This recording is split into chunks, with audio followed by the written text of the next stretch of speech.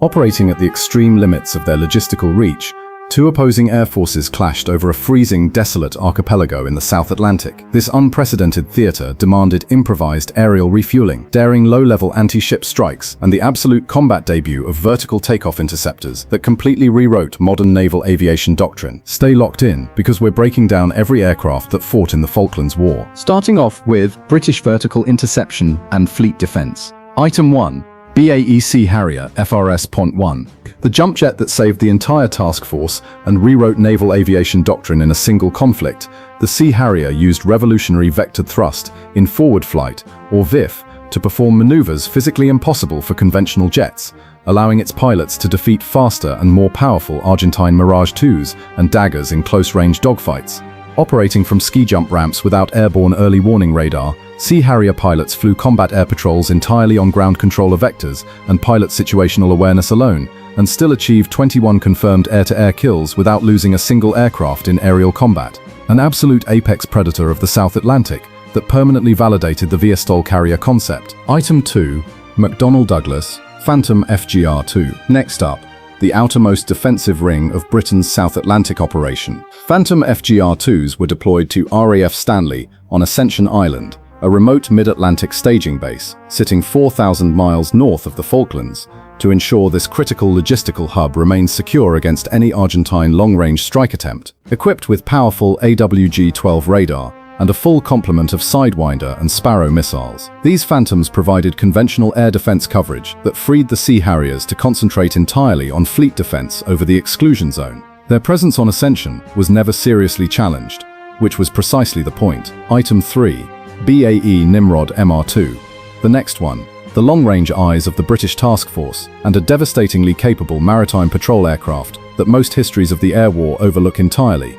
The Nimrod MR2 flew some of the longest operational sorties in RAF history during the Falklands campaign, conducting 8,000-mile round-trip maritime patrol missions from Ascension Island to track Argentine surface units and submarines across the South Atlantic.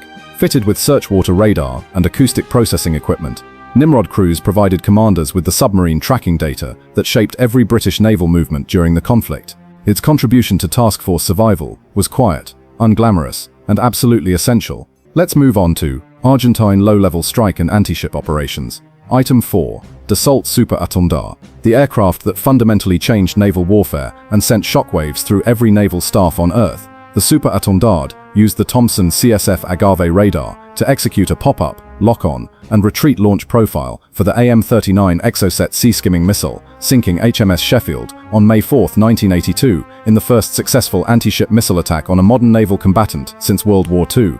A second Exocet from a Super Etendard sank the Atlantic conveyor container ship, destroying 3 Chinook and 6 Wessex helicopters in a single strike that nearly crippled British ground logistics. Argentina had only 5 Super Etendards and 5 Exocets, and used them to permanently alter how every navy in the world designs its layered air defense screen. Legendary and devastating. Item 5. Douglas A4C Skyhawk. Next up, the workhorse of the Argentine strike campaign, and the aircraft whose pilots showed the most extraordinary raw courage of the entire war. A4 Skyhawk pilots flew at wave-top height to get below British radar coverage, pulling up only in the final seconds before weapons release, before immediately diving back down and running for their lives at full throttle. These aging Vietnam-era jets sank HMS Ardent, HMS Antelope, and HMS Coventry using iron bombs, but Argentine pilots were flying so low that many bombs failed to arm before impact, meaning ships survived hits that should have destroyed them. Had Argentine fusing been correctly set for low-altitude release, the task force casualties would have been catastrophic. A devastating performance under impossible operational conditions.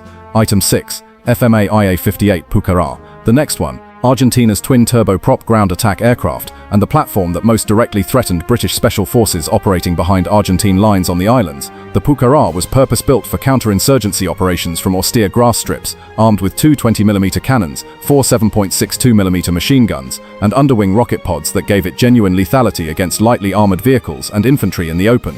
The famous SAS raid on Pebble Island destroyed 6 Pucarás on the ground in a single night operation, a workhorse neutralized before it could prove its full potential. Item 7. Airmaki MB339A. Now this is the Argentine jet trainer pressed into combat, and one of the most surprisingly effective platforms of the entire conflict. The MB339 was never designed for frontline combat, but Argentine Navy pilots used it to conduct daring low-level attack runs against British warships in Falklands Sound, scoring a devastating hit on HMS Ardent with 68mm rockets and 30mm cannon fire that contributed to the ship's eventual loss. Flying a jet trainer against a modern warship equipped with missiles and guns is an act of extraordinary pilot courage that defines the Argentine approach to this entire air campaign. Improvised, aggressive, and highly disruptive against all reasonable expectation. Continuing with Argentine interceptors. Item 8. Dassault Mirage 2, IEA. Argentina's frontline interceptor and the aircraft that tangled directly with Sea Harriers in the South Atlantic's most dramatic aerial engagements, the Mirage 2 TOW IEA was theoretically faster and more capable than the Sea Harrier in conventional terms, but fatally disadvantaged by operating at the absolute limit of its combat radius from the mainland. Argentine Mirage pilots arrived over the Falklands with barely minutes of fuel before they had to turn back, meaning they could not press attacks or sustain dogfights. In total, the Sea Harrier versus Mirage matchup produced one of the most lopsided air combat results of the modern era, a legendary British victory. Item 9. IAI Dagger. Next up, the Israeli-built Mirage 5 variant that suffered the same fatal range problem as the Mirage 2 ATA. Argentine IAI Dagger pilots arrived over the Falklands with fuel margins so tight that sustained dogfighting was simply impossible. Viffed and sidewinded by Sea Harrier pilots who had all the time in the world to maneuver, the Dagger force took punishing losses for minimal return.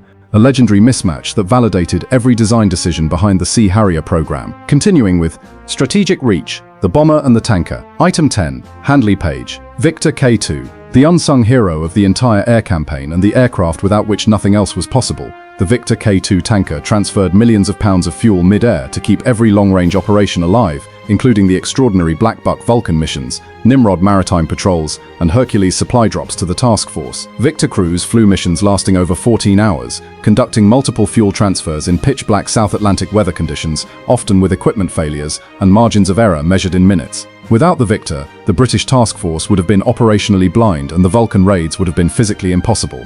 A legendary workhorse that history has consistently failed to credit adequately. Item 11. Avro Vulcan B2. The most audacious bombing mission of the jet age and one of the most iconic single operations in RAF history, a single Avro Vulcan flew an 8,000-mile round trip from Ascension Island to Port Stanley, requiring 17 separate aerial refuelings and a supporting cast of 11 Victor tankers, simply to drop 21 1,000-pound bombs across the runway at Stanley Airfield. One bomb hit the runway, enough to deny it to high-performance Argentine jets and force mainland basing that stretched Argentine attack aircraft to their absolute fuel limits. The mission was strategically marginal in physical damage, but psychologically enormous, demonstrating to Argentina that no target on the mainland was beyond British reach. Absolutely legendary. And our last category is our rotary wing, the lifeline of the islands. Item 12. Boeing CH-47 Chinook, the backbone of British ground logistics and the most critically important non-combat asset of the entire land campaign. The task force arrived with 4 Chinooks,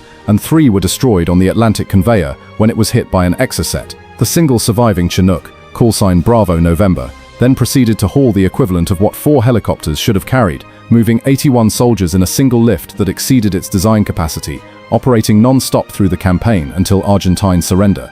Bravo November flew over 1,500 hours in 30 days and became the most famous single helicopter in British military history, an absolute beast of mechanical endurance and crew determination. Item 13. Westland Sea King has 5. The fleet's eyes, submarine hunter, and troop lifeline simultaneously, the Sea King has 5 operated around the clock, conducting anti-submarine patrols around the task force, using dipping sonar and sonobuoys, troop insertions for SAS and SBS Special Forces raids, casevac operations under fire, and logistical resupply runs between ships in some of the worst maritime weather conditions on the planet. Sea King crews flew in total darkness, in freezing sea spray, at wave height, with zero margin for mechanical failure. Their contribution to every phase of the campaign makes the Westland Sea King the true workhorse of the Falklands War and one of the most decorated rotary wing platforms in British military history.